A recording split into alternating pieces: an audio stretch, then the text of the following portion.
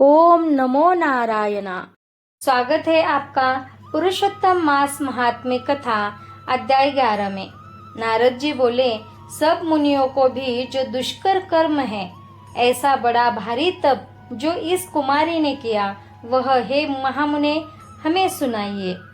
श्री नारायण बोले, अनंतर ऋषि कन्या ने भगवान शिव, शांत, पंचमुख, सनातन महादेव का चिंतन करके परम दारुण तप आरंभ किया।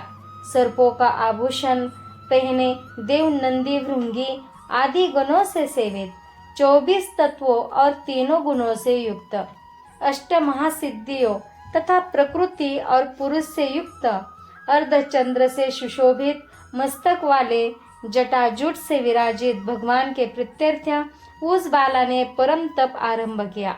ग्रीष्म ऋतु के सूर्य होने पर पंचाग्नि के बीच में बैठकर, हेमंत और शिशिर ऋतुओं में ठंडे जल में बैठकर, खुले हुए मुख वाली जल में खिले हुए कमल की तरह शोभित होने लगी। सिर के नीचे फैली हुई काली और नीली अलकों से ढकी हुई वह जल में ऐसी मालूम होने लगी जैसे कीचड़ की लता सेवारों के समूह से घिरी हुई हो। शीत के कारण नासिका से निकलती हुई शोभित धूम राशि इस तरह दिखाई देने लगी जैसे कमल से मकरंद पार करके भ्रमर पंक्ति जा रही हो। वर्षा काल में आसन से युक्त चौतरे पर बिना छाया के सोती थी और वह सुंदर अंग वाली प्रांतः सायं धूमपान करके रहती थी। उस कन्या के इस प्रकार के कठिन तप को सुनकर इंद्र बहुत चिंतित हो गए। सब देवताओं से दुर्धर्षा और ऋषियों से स्पृहनिया उस ऋषि कन्या के तप में लगे रहने पर, हे नृपनंदन, हे क्षत्रिय भूषण, 9000 वर्ष व्यतीत हो गए। उस बाला के तप से भगवान शंकर ने प्रसन्न होकर उसे अपना इंद्रियातील निज स्वरूप दिखलाया। भगवान शंकर को देखकर देह में जैसे प्राण आ जाए वैसे सहसा खड़ी हो गई और तप से दुर्बल होने पर भी वह बाला उस समय हृष्ट पुष्ट हो गई। बहुत वायु और घाम से क्लेश पाई हुई वह शंकर को बहुत अच्छी लगी और उस कन्या ने झुककर पार्वती पति शंकर जी को प्रणाम किया। उन विश्व वंदित भगवान का मानसिक उपचारों से पूजन करके और भक्ति युक्त चित्त से जगत के नाथ की स्तुति करने लगी। कन्या बोली, हे पार्वती प्रिय, हे प्राणनाथ, हे प्रभो, हे भर्ग, हे भूतेश, हे गौरीश, हे शंभो, हे सोम सूर्याग्नि नेत्र, हे तमह, हे मेरे आधार, मुंडास्थिमालिन आपको प्रणाम है। अनेक तापों से व्याप्त है, अंगों में पीड़ा जिसके ऐसा तपा तथा परम घोर संसार रूपी समुद्र में डूबा हुआ, दुष्ट सर्पों तथा काल के तीक्ष्ण दांतों से डसा हुआ मनुष्य भी यदि आपकी शरण में आ जाए तो मुक्त हो जाता है।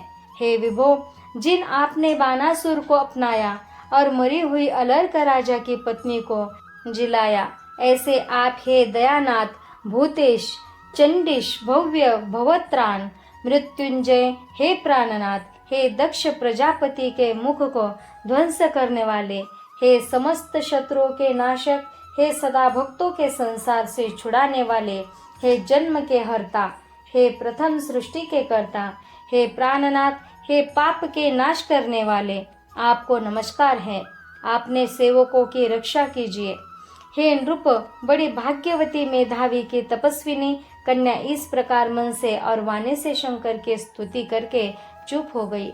श्री कृष्ण बोले, कन्या द्वारा की हुई स्तुति सुनकर और उसके किए हुए उग्र तप से प्रसन्न मुख कमल सदाशिव कन्या से बोले, हे तपस्विनी, तेरा कल्याण हो। तेरे मन में जो अभिष्ट हो वह वर तू मांग।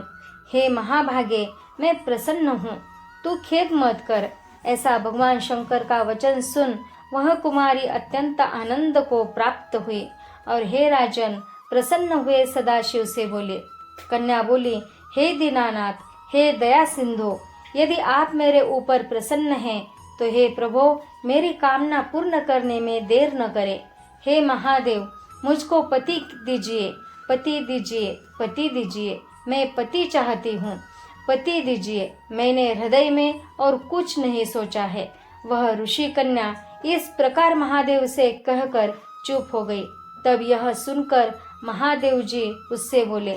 शिव बोले, हे मुनि कन्यके, तूने जैसा अपने मुख से कहा है वैसा ही होगा, क्योंकि तूने 5 बार पति मांगा है। अतः हे सुंदरी, तेरे 5 पति होंगे और वे 5 वीर, सर्वधर्मवेत्ता, सज्जन, सत्य पराक्रमी, यज्ञ करने वाले, अपने गुणों से प्रसिद्ध, सत्य प्रसिद्ध, जितेंद्रिय, तेरा मुख देखने वाले सभी क्षत्रिय और गुणवान होंगे। श्री कृष्ण बोले, न तो अधिक प्रिय न तो अधिक अप्रिय। ऐसे महादेव के वचन को सुनकर बोलने में चतुरा कन्या झुककर बोली। बाला बोली, हे गिरिजाकांत सदाशिव, संसार में एक स्त्री का एक ही पति होता है, अतः 5 पति का वर देकर लोक में मेरी हंसी न कराइए। एक स्त्री 5 पति वाली न देखी गई है और न कहीं सुनी गई है। हाँ, एक पुरुष की 5 स्त्रियां तो हो सकती हैं। हे शंभो, हे कृपा निधे, आपकी सेविका मैं 5 पतियों वाली कैसे हो सकती हूँ? आपको मेरे लिए ऐसा कहना उचित नहीं है। आपकी सेविका होने के कारण जो लज्जा मुझे हो रही है वह आप अपने को ही समझिए। कन्या का यह वचन सुनकर शंकर जी पुनः उससे बोले। शंकर जी बोले, हे भीरो, इस जन्म में तुझे पति सुख नहीं मिलेगा। दूसरे जन्म में जब तू तपोबल से बिना योनि के उत्पन्न होगी, तब पति सुख को भोग कर अनंतर परम पद को प्राप्त होगी, क्योंकि मेरी प्रिय मूर्ति दुर्वासा का तूने पहले अपमान किया है। हे सुभ्रु, वह दुर्वासा यदि क्रोध करे तो तीनों भुवनों को जला सकते हैं। सो तूने अभिमानवश ब्रह्मा तेज का मर्दन किया।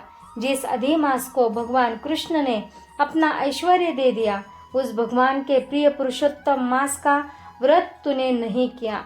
मैं ब्रह्मा आदि से लेकर सब देवता, नारद आदि से लेकर सब तपस्वी जिसकी आज्ञा सदा मानते चले आए हैं। हे वाले, उसकी आज्ञा का कौन उल्लंघन करता है? लोक पूजित पुरुषोत्तम मास की दुर्वासा की आज्ञा से तूने पूजा नहीं की है। हे मुड़े द्विजात्मजे, इसीलिए तेरे 5 पति होंगे। हे वाले, पुरुषोत्तम के अनादर करने से अब अन्यथा नहीं हो सकता है। जो उस पुरुषोत्तम की निंदा करता है वह रौरव नरक का भागी होता है। पुरुषोत्तम का अपमान करने वाले को विपरीत ही फल होता है। यह बात कभी अन्यथा नहीं हो सकती।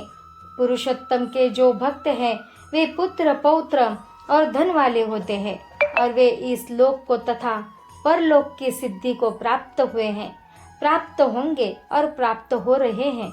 और हम सब देवता लोग भी पुरुषोत्तम की सेवा करने वाले हैं। जिस पुरुषोत्तम मास में व्रताधिक से पुरुषोत्तम शीघ्र ही प्रसन्न होते हैं, उस सेवा करने योग्य मास को हे सुमध्य में हम लोग कैसे न भजे। उचित और अनुचित विचार की चर्चा करने वाले अतएव अनुकरणीय जो मुनि हैं, उन अति उत्कट श्रेष्ठ तपस्वी पुरुषों का वचन कैसे मिथ्य हो सकता है, कहो।